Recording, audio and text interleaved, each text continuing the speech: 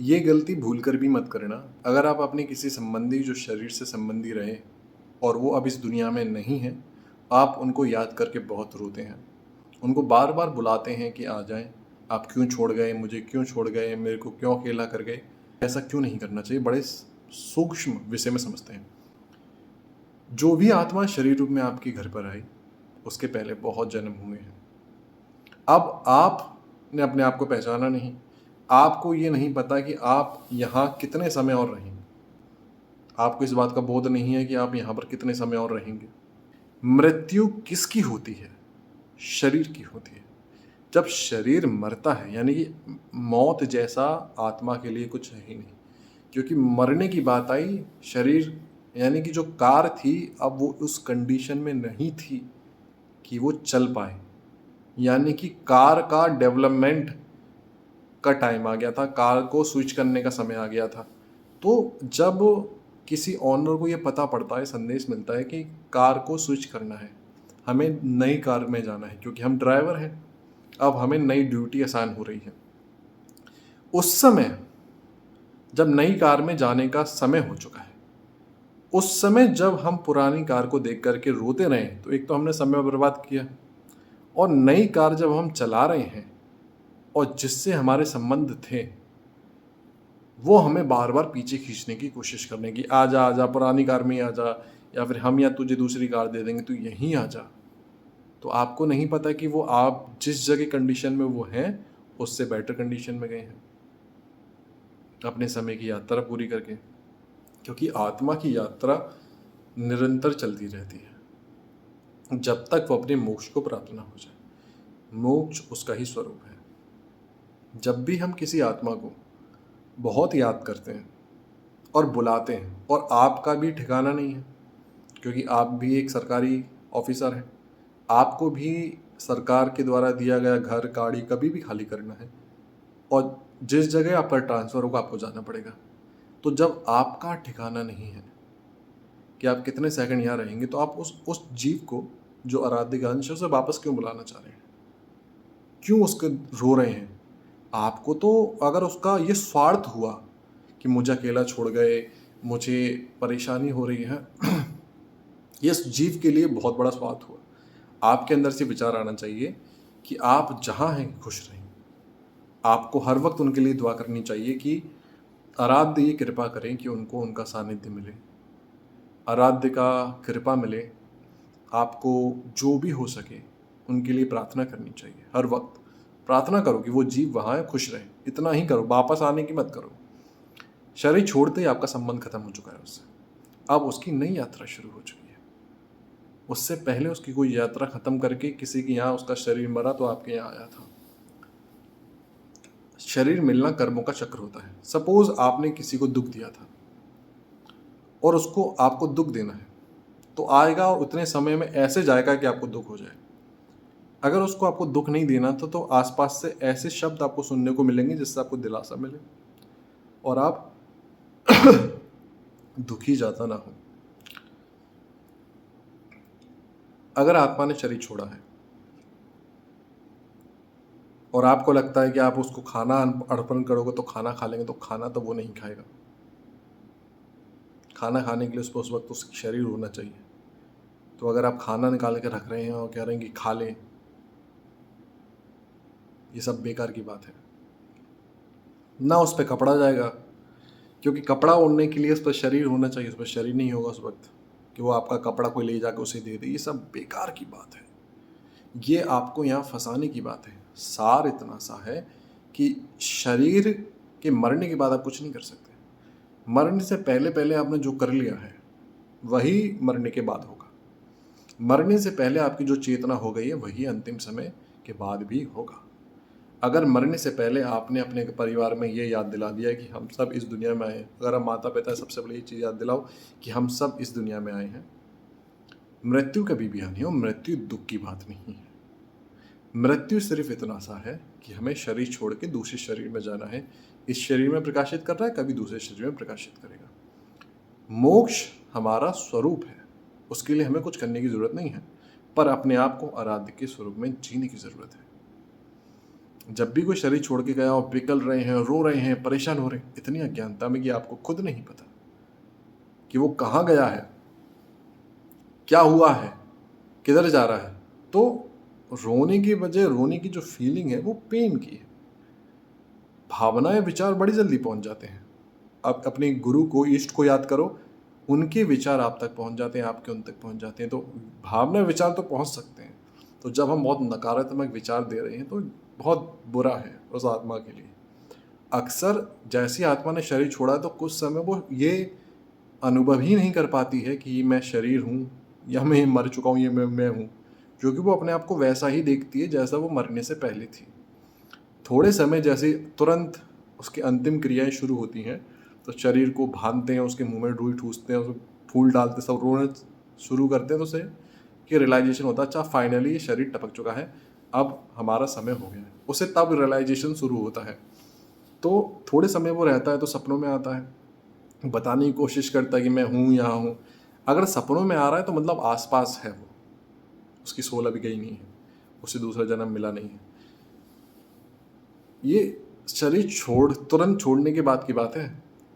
फिर वो आगे चली जाती है। फिर तो अगर उसके सपने आ रहे हैं तो उसके माइंड में नहीं रहती।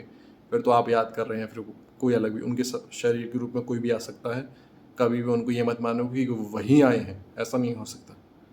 कोई भी आ सकता है, कुछ भी कह सकता है। इसलिए सपनों पर तो विश्वास ही नहीं करना ही ज़्यादातर बेकार की बात है।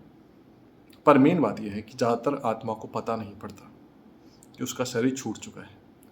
और जब वो रोता विलखता देखता है, सबको चुप कराता है, तो उसके लिए बहुत कष्ट है। यानी उसकी आगे की यात्रा रुक गई। यानी किसी का प्रमोशन हुआ और प्रमोशन की फ़्लाइट लगी हुई है, फ़्लाइट में चढ़ने के बजाय उसके परिवार वाले रो रहे हैं, तो उनके आंसू पहुंचने के लिए वो वहीं बैठ गया। और जैसे ही वो बैठा, फ़्लाइट निकल गई। अब वो भटक रहा है। तो कभी भी किसी को भटकाओ मत। अगर आपके घर से कोई जा रहा है तो वो किसी के घर से आया है और आपका उससे कोई रिश्ता नहीं है, आपका खुद से कोई रिश्ता नहीं। इस सार को समझ के देखो। इसके लिए समझना पड़ेगा आपको कि हम सब किसी दुनिया में आए हैं। वो दुनिया बनाने वाला ही सब अंश बन करके आया है और कोई इसके अलावा है नहीं। वही पेड़ पौधों के अंदर की ऊर्जा है, वही शरीरों के अंदर की ऊर्जा है। वो जब चाहे जिस रूप में शरीर को वापस खींच लेगा। तो हमें भी मुक्त रहना है, अपने आराध्य के आश्रित होना है, जिससे हमारी भी, और जब भी कोई शरीर छोड़ते वक्त दुख में हो, शरीर छोड़ने में कष्ट हो रहा हो, तो अपने आराध्य को याद करो और कहो कि आपका अंश है, इसकी मुक्ति कराओ। आप देखोगे वो तुरंत शरीर छोड़ देगा। क्योंकि आत्मा जीवन ऐसे जिया है उसने अपने आप को शरीर मान के कि अंतिम समय तक शरीर नहीं छोड़ना चाहती। कोमा में है, शरीर सड़ चुका है, शरीर छोड़ना नहीं चाहिए। ऊपर से परिवार की आसक्ति इतनी है कि वो उसे कष्ट में देखता हुआ भी उसे उस कष्ट को भोगने के लिए मजबूर कर देते हैं कि नहीं जाना है, नहीं करना है। नहीं, ऐसा मत करो। अगर बॉडी कार खराब हो गई है तो जाओ जाओ। हम अपने कर्म सारे कर रहे हैं, पर आत्मा को ये दिलासा दिलाओ कि तेरे होने ना होने से कोई फर्क नहीं पड़ता। अगर तुम्हारा समय आ गया है तो तुम आगे जाओ। तो जैसे आप ये शब्द कहोगे, आत्मा सुनती है और आत्मा तुरंत शरीर छोड़ देगी। जैसे आप अपने आराध्य से प्रार्थना करोगे, वो उसमें ही सम्मिलित हो जाएगी। तो सबसे बड़ा है कि खुद मत फंसो और किसी और को मत फंसाओ। उन्हें ये कष्ट मत दो, रोको मत। तुम्हारा नहीं पता कि तुम यहाँ कब तक हो, तो तब तुम्हारा नहीं पता तो वापस बुला क्यों रहे हो? आराध्य से प्रार्थना करो कि जो भी आत्मा, आपकी आत्मा, हमारी नहीं, आपसे मांगी तो थी हमने, पर आपकी ही अंश जो इधर आया, आप उसको मार्ग दिखाओ। गुरु को कहो, वो ले जाएंगे। गुरु सर्वसमर्थ है। आपको खुशियाँ देनी है, ताकत देनी है, हौसला देना है, गिराना नहीं है, हाथ पैर तोड़ के गिराना नहीं है, अपाहिज नहीं करना है। तो ये आपका फैसला है कि हमें क्या देना है, क्योंकि हम भी हमेशा नहीं रहने हैं, हम अपना समय जी रहे हैं। तो बहुत जिसका भाव ऐसा होता है कि वो आध्यात्म मार्ग पे होते हैं, तो ऐसी बहुत सी आत्माएं उनके परिवारों में आती हैं कि आएंगी 5 सेकंड के लिए, समझो, पैदा होते ही चली जाएंगी, या फिर 1-2 साल की होंगी चली जाएंगी, क्योंकि वो मुक्त होने के लिए ही आए हैं। यानी आपके परिवार में गुरु की, आराध्य स्वरूप की इतनी कृपा रही कि आपके परिवारों में ये चेतना डेवलप होती हुई आई है कि हम शरीर नहीं हैं, हम गुरु के आश्रित हैं। तो जब आपने एक ऐसा बिजनेस स्कूल खोला है कि जहाँ पर गुरुओं की आराध्यों की कृपा है, तो ऐसे बहुत से अंश आते हैं कि वो अपने समय से चले जाएंगे। तो उन्हें रो करके बोला, वापस बुलाओ मत। तुमने बार खोला है तो ऐसी आत्मा जिनको बार पसंद है तो वो आपके यहाँ पैदा हो जाएंगी। आपने चोरी का खोला तो ऐसी आत्मा जिन्हें चोरी पसंद हो तो आपके घर आ जाएंगी। ये आपका स्कूल है जो आपने खोला है। आप जैसा बना के रहोगे वैसे ही आत्मा आपके घर पे आएंगी। तो सबसे बड़ा सार है कि समर्पण कर देना, और जिसने भी शरीर छोड़ा उसके लिए रोना तो बिल्कुल नहीं। प्रार्थना करना सपने में है कि चलो निकलो, जल्दी निकलो, बहुत जन्म तुमने बिताए, अब मुक्त हो जाओ, मुक्त हो जाओ। यही सार है। कितना बड़ा सार है। ऊर्जा का स्तर इस तरीके से बढ़ जाए कि हम गुरु के आश्रित हो जाए, उन सब आराध्य स्वरूपों के आश्रित हो जाएं जो शरीरों में तो आए और शरीर से आराध्य के स्वरूप में विलीन हो गए।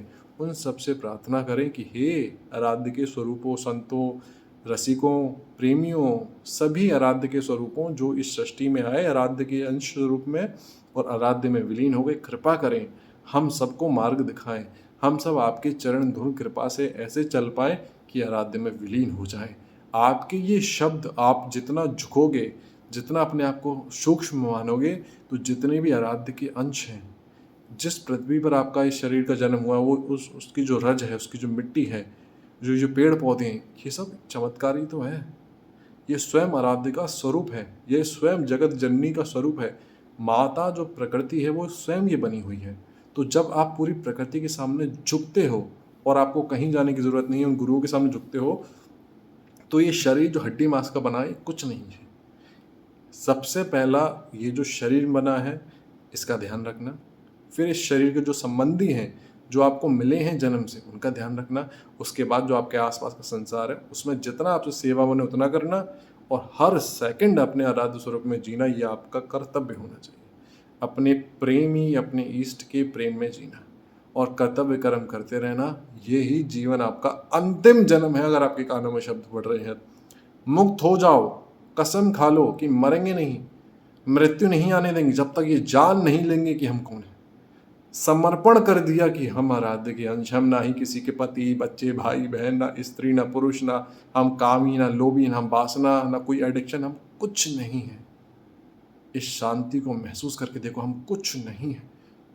हम अपने आराध्य के अंश, जो सब कुछ चला रहा है वो इसे भी चला रहा है, वही इसमें बैठ करके आपको ये शब्द बुलवा रहा। नहीं तो हमारा तो कोई अस्तित्व नहीं था।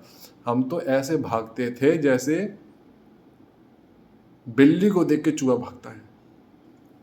क्योंकि हमारे संसार में जो हमने आध्यात्म की, भक्ति की बातें सुनी थी, हमें नहीं पसंद, क्यों हमें लगता सब झूठे हैं, बेकार है, क्या फ़ायदा, किसी पर विश्वास नहीं कर सकते थे। पर आराध्य ने कुछ ऐसा करा कि उन्होंने खुद पर विश्वास करा दिया। तो जब हमको विश्वास करा सकते हैं कि हम इतने फंसे हुए हैं, तो आप सब तो आराध्य के अंश ही हो। वो इतना प्रेम करते हैं, वो दर्शन देंगे आपको, आप उनको पुकारो तो सही। आप दुनिया में आए हैं, देखो दुनिया चल रही है, सब कुछ चल रहा है, बारिश भी होना शुरू हो गई है, यहाँ सब कुछ होता है अपने समय से। आपको परेशान होने की ज़रूरत नहीं है। कब क्या क्या होना है, कब क्या होना है, सब उसके हाथों में है। आप कहीं मत फंसो, आप मुक्त हो और मुक्ति हो जाओगे। बस इतना याद रखो कि समर्पण सब कुछ है। आप जैसे हैं उसके ही हैं, आप मुक्त ही हैं। आप बस अपनी आंखें खोल के देखो कि आपने सब कुछ माना है पर आप कुछ भी नहीं है। अंतिम समय अगर ये हो तो इस समय भी सबसे खुशी का समय हमारे लिए होगा, क्योंकि अब हम जितना जीवन उसको याद करा, जिसके प्रेम में रहे, उसमें विलीन होने का समय आ गया है। कितना खुश वाला समय होगा। इसलिए आश्रित हो जाओ और कोई मांग मत रखो, जन्म हो ना हो, तुम देखो जो करना है, हमें कुछ नहीं पता। कितना अच्छा सौदा है। समर्पण जिसके हो उसे समर्पण कर दो। नहीं देखा, नहीं सुना, वो दिखा देगा, सुना देगा। बस इतना ही है इसका सार, बाकी सब झूठ।